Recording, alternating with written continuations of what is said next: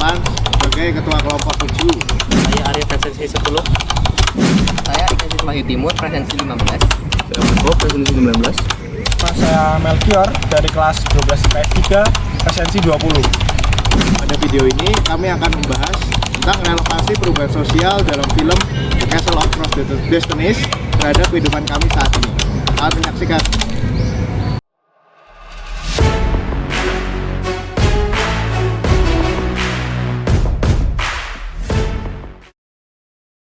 Dalam film, ditunjukkan bahwa para lord berlomba-lomba mengirimkan pria muda untuk menjadi calon selir dari Shogun Tsunayoshi. Perlombaan ini bukanlah dilakukan tanpa alasan, karena apabila selir yang dikirimkan oleh para lord ini berhasil menghasilkan keturunan untuk Shogun Tsunayoshi, ia akan memperoleh jabatan yang menguntungkan di bawah rezim Shogun Tsunayoshi. Dapat disimpulkan bahwa pada zaman ini pernikahan dalam konteks ini mengirimkan selir menjadi alat social climbing atau panjat sosial.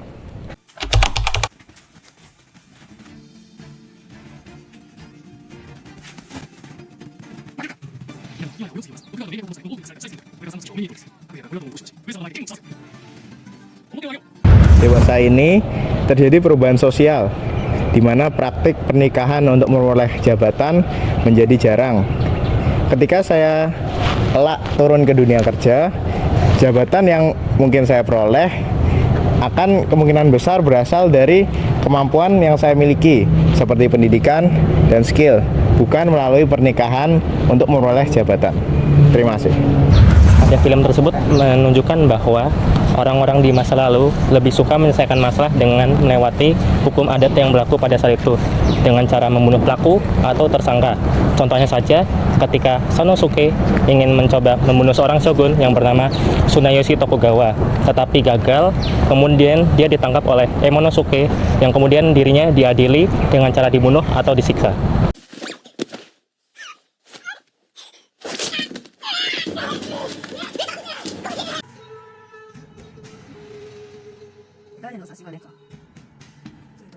Hal ini menunjukkan bahwa pada saat pemerintahan Shogun Tsunayoshi Tokugawa, Shogun dapat menghukum pelaku dengan semena-mena.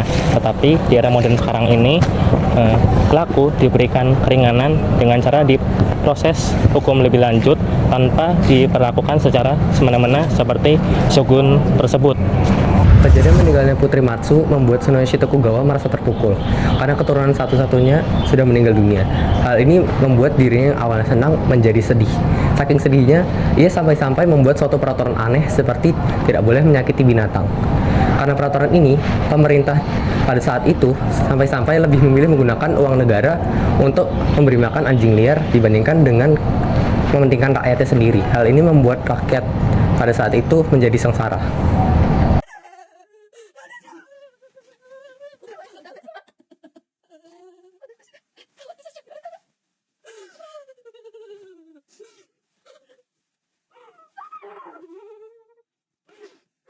Kejadian yang serupa terjadi pada saya.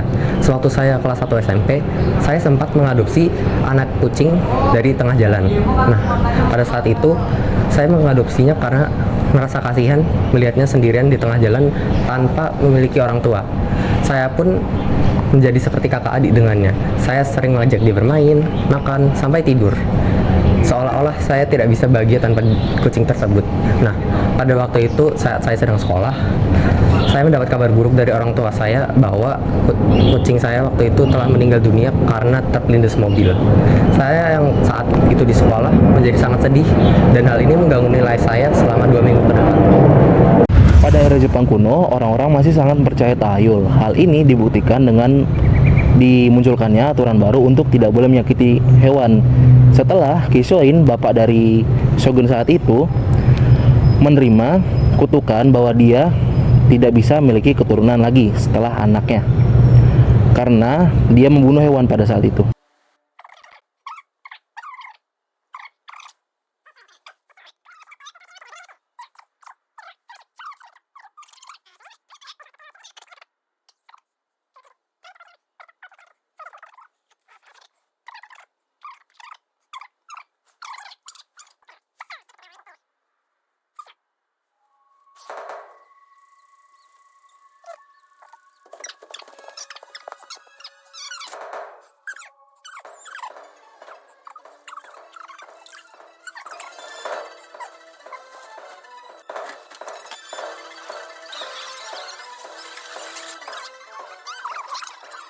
Hal-hal ini menunjukkan bahwa manusia pada saat itu masih mudah terpengaruh dengan hal gaib.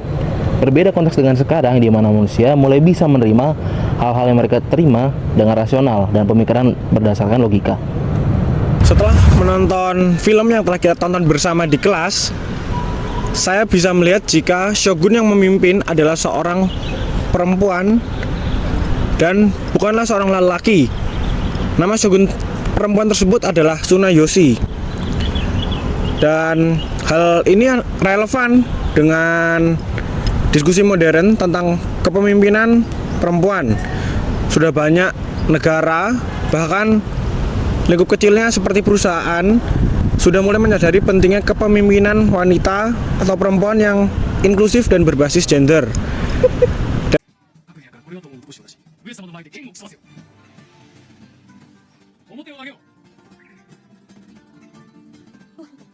Contoh nyatanya saja seperti pada keluarga saya, di mana dalam keluarga saya yang bekerja adalah ibu saya dan bukan ayah saya. Ayah saya tinggal di rumah, sedangkan ibu saya bekerja dan menjadi wanita karir.